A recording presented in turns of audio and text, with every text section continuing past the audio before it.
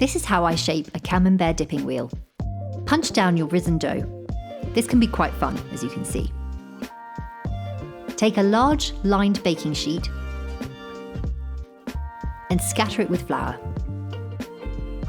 Place the dough on the top and then lightly flour a rolling pin.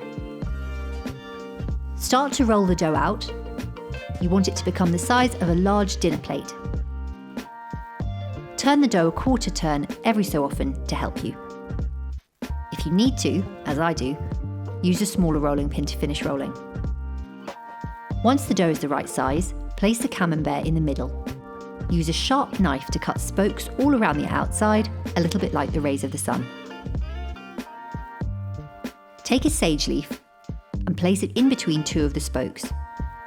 Twist and roll this up tightly because you don't want the dough to come undone.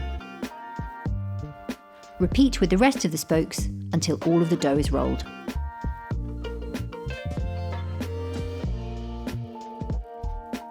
Now it's time to prepare the camembert.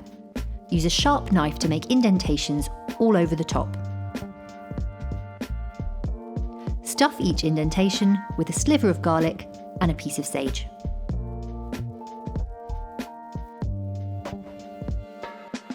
Drizzle some good olive oil all over the camembert and all over the dough. Finally, finish with a scatter of sea salt before transferring the wheel into the oven. And it's done!